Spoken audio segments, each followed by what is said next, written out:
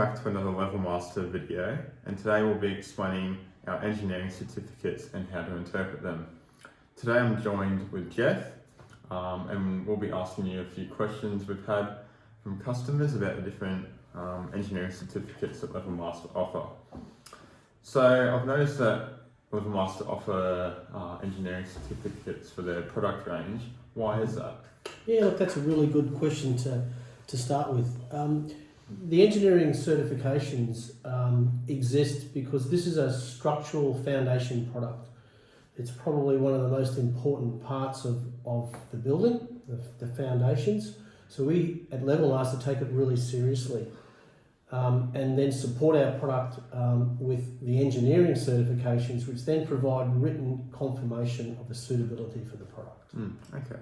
And the certificates that LevelMaster offer, are they provided for certain states? Are they provided for every state in Australia?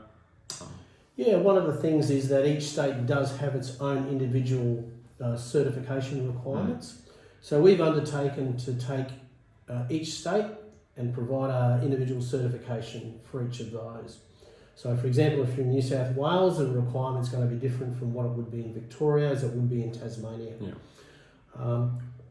We've taken those PDFs and we put them onto our website. They're freely available for you. We'll give you some further information later on in this video on just how you can access those. Yeah. So if we look at the different certificates that are supplied by LevelMaster, how am I able to interpret them and figure out what will be required for my job? Yeah, we've broken them up into three main groups, and when you have a look at the engineering certifications, there'll be one for our stump product, there'll be one for our stair stringer product, and the other one will be for our cross bracing product. The reason we've separated them all out like that is that they've got different engineering requirements. The stump requirement, here's one here, I'll give you an example. This has all the information relative to what the engineer will require to make an assessment on these. So this is really an engineering certification, more so than for an individual homeowner. Yeah. Okay, and that takes into account like the roof, the walls, the construction of the building, and then also the wind ratings and that. Is that correct? Yes, that's correct. So there's a number of different factors that are taken into account when the engineer judges this product suitable for a particular project. So those things, as you mentioned, wind speed, soil type, topography, even the type of roof that's been chosen for the building has a determining factor whether this product is going to be suitable for the application. Okay, so if I've got a building in a certain wind rated area, how do I know what wind rating that is and what will be required? Yeah, one of the things that happens on each of these building projects is that a building designer or an architect, a surveyor, and a structural engineer will get involved, and one of those measurements that they look at is looking up the topographical maps on what the wind speed will be for that particular area. That will be included as part of the calculations that the engineer will take into account. Okay. Now, with the LevelMaster stair stringers, are they also certified by engineering? Yeah, certainly. We're fortunate that unlike the stump market, the engineering for stair stringers sits under a national code, under an Australian standard.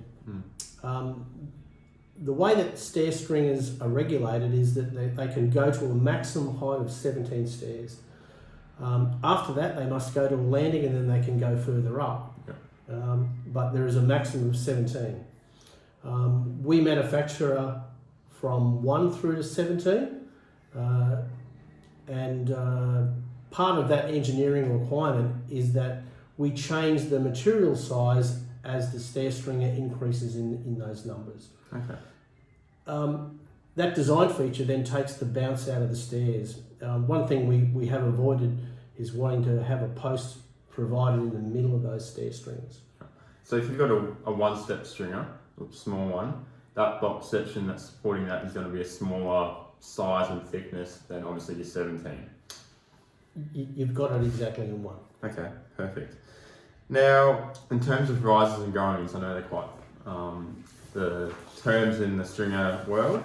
How do they comply with the regulations? Yes, that's another very good question. I guess there is a little bit of terminology that is associated with stair stringers. So the first one I just want to talk about is the rise. So the rise is that distance that is from the top of one tread to the top of the tread above it. And in our case, that measurement is 175 millimetres, and that really suits the National Building Code. So most stair stringers that you see available will use that 175 rise. The other terminology that you hear is the going, and that going effectively is the width of the tread. So in the case here where we've got a 17 treader, we would have 250 mil is the going, and it would multiply out as we go across the page, and the rise would go up. Okay. So we end up with a total rise and a total going measurement in stair stringers. So okay, and in terms of mounting the stair stringers at the base, what options do LevelMaster offer, and do they comply with the regulations? yeah, there's two main ways of mounting stair stringers to a ground point. The first one is where we concrete them into the base, and the second one is where we've got a concrete pad, and then we bolt the bottom of the stringer to that concrete pad. In either application, there is an adjustment of 30 mil that's available, and that adjustment then takes out any anomalies that might exist in either the concrete slab or the cast-in installation.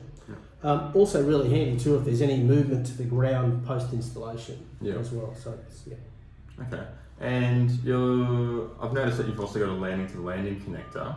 Does that also comply with the local regulations in certain areas?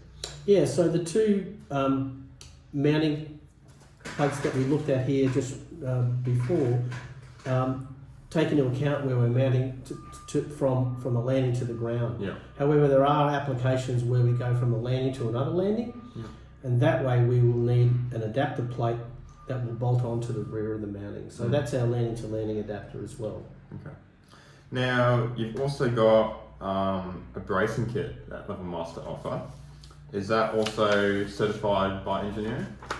Yes, it goes hand in hand with our stump product. And the bracing product is one of those things that is definitely stipulated by the engineer. He will take into account all the factors that we've spoken about before, and then on his drawing will then indicate how much bracing is required and where it's to be located in the particular building. One of the great things about this product is it can be fitted really easily. There's no welding required. It's fully adjustable and can be connected to either post to post or post to bearer, with those instructions being issued by the structural engineer for this particular project. Okay, so where can I access these engineering certificates from, Jeff? Yeah, as we mentioned previously, Lockie, the best place to get this information is from our website, www.levelmaster.com.au. If you scroll across to the Info Technical tab, you'll see some drop-down menus there that either take you to the state-based certificates or the engineering certificates themselves. There's three that we mentioned before. If you'd like to call us, by all means pick up the phone and call 1300 538 356, and one of the LevelMaster team will be happy to discuss your individual requirements. Okay, well thank you for your time today, Jeff, and answering those questions. I'm sure it helped a few people watching today. Yeah, thanks, Lockie, and thanks for some of those questions today. I'm sure they're going to provide some good answers for our customers out there. So thanks.